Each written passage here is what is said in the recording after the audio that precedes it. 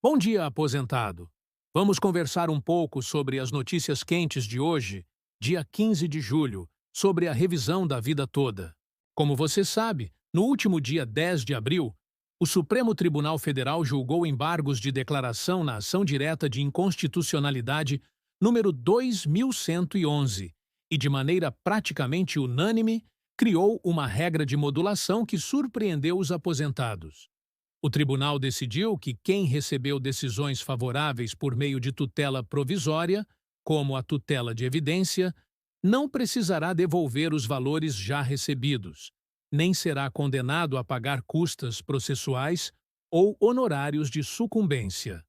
Essa decisão, que à primeira vista pode parecer positiva, escondia uma consequência prática devastadora. Milhares de aposentados que vinham recebendo valores corrigidos com base na revisão da vida toda passaram a ter seus pedidos julgados improcedentes e voltaram a receber o valor anterior à tutela. A correção, pelo menos para esses, acabou.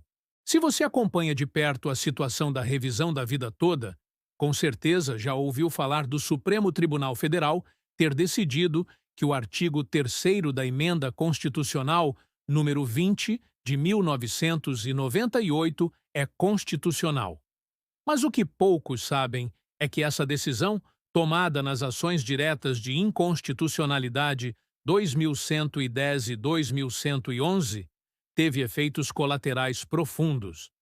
Na prática, elas acabaram invalidando a tese que sustentava o famoso tema 1102, aquele que dava aos aposentados o direito de incluir no cálculo da aposentadoria as contribuições feitas antes de 1994. Em outras palavras, a Justiça agora entende que a regra de transição da Lei 9.876 de 1999 não é opcional, e sim obrigatória. Um golpe silencioso que dificilmente será revertido no judiciário. Comenta aí, revisão da vida toda já, para se juntar à luta contra essa injustiça que estão fazendo com os aposentados do nosso país. Vamos direto ao ponto. A tese da revisão da vida toda foi construída com base em um princípio muito simples. A Justiça não pode permitir que o cálculo da aposentadoria exclua contribuições feitas ao longo da vida do trabalhador apenas porque ocorreram antes de julho de 1994, data de criação do Plano Real. Muitos trabalhadores tinham salários mais altos antes desse marco e, mesmo assim, viram essas contribuições serem descartadas no cálculo do benefício. A revisão da vida toda propunha, justamente, que essas contribuições fossem incluídas, resultando numa aposentadoria maior e mais justa. Essa tese foi levada ao Supremo Tribunal Federal no recurso extraordinário número 1.276.977, com repercussão geral reconhecida, dando origem ao tema 1102.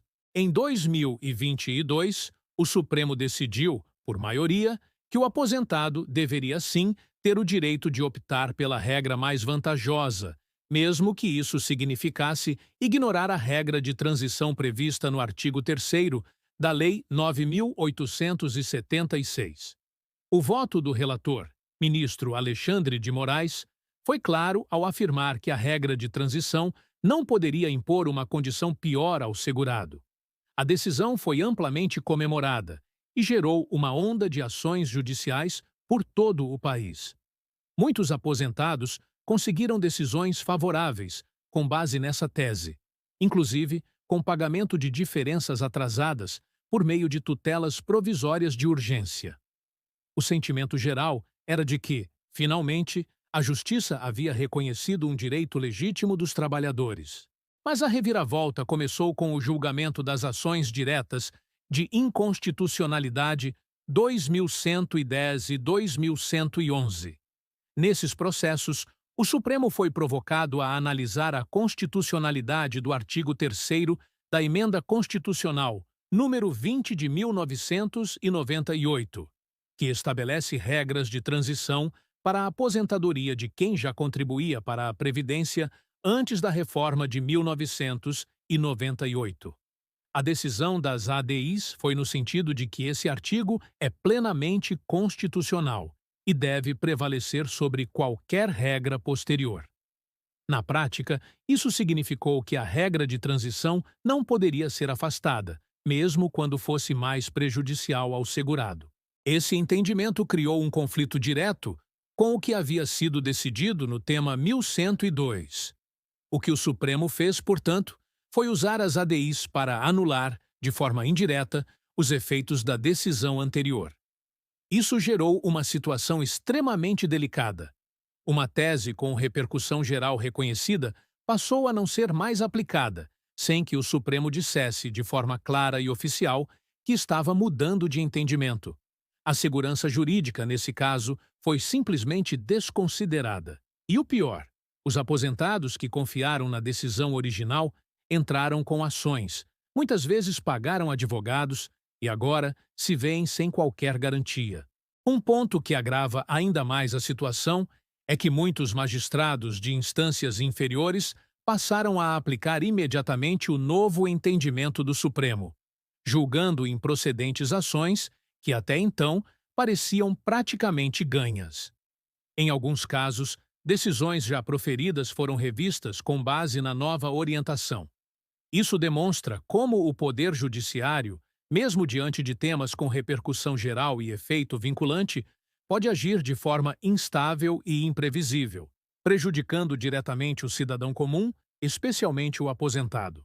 E o que dizer do projeto de lei número 1460 de 2023, de autoria do senador Paulo Paim? Esse projeto surgiu logo após o governo Lula solicitar ao Supremo a suspensão nacional de todos os processos que discutiam a revisão da vida toda. Na sequência, foi apresentado um projeto que, embora parecesse promissor, revelou-se fraco, burocrático e ineficiente.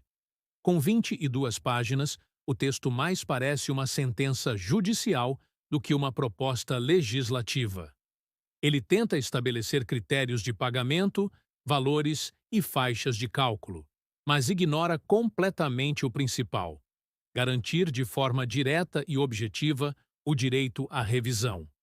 Desde sua apresentação, o projeto permanece parado nas comissões do Senado, sem qualquer movimentação significativa. Isso mostra claramente que não há vontade política nem do governo, nem do legislativo para resolver o problema dos aposentados. Outro ponto inspirador, mas ainda incipiente, é a ideia de incluir um parágrafo único no artigo 3º da Emenda Constitucional número 20. Essa proposta legislativa, que ainda está em fase de coleta de apoio popular e discussão inicial, busca justamente tornar a regra de transição opcional para o segurado.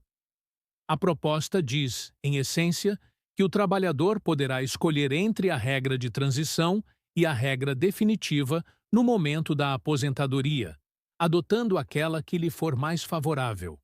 Seria uma forma direta de corrigir a distorção criada com a interpretação restritiva do Supremo. Porém, como se trata de uma alteração constitucional, o caminho é longo e depende de forte mobilização social. Enquanto isso, no Supremo Tribunal Federal, a votação do tema 1102 foi reaberta após os votos apresentados nas ADIs. No dia 6 de junho, Alexandre de Moraes, o mesmo ministro que havia dado ganho de causa aos aposentados no julgamento original, reapareceu com um voto completamente diferente, afirmando que a decisão anterior estava superada pelos entendimentos mais recentes das ADIs. Ele foi acompanhado por Luiz Roberto Barroso, Cristiano Zanin e parte do voto de Carmen Lúcia. Do outro lado, Edson Fachin e André Mendonça sustentaram que a questão já havia sido decidida e que a tese favorável aos aposentados deveria ser mantida. O placar permanece em 4-3 contra os aposentados, mas ainda está pendente o voto de desempate de 4 ministros: Nunes Marques, Dias Toffoli, Gilmar Mendes e Luiz Fux. Se entre esses 4, apenas um votar com os aposentados, manteremos um empate no plenário. E em caso de empate, prevalece a decisão mais favorável ao cidadão. Mas sejamos realistas. Considerando o histórico de votos desses ministros e o alinhamento político-jurídico mais recente do Supremo com as decisões das ADIs, é difícil imaginar uma reversão do atual cenário.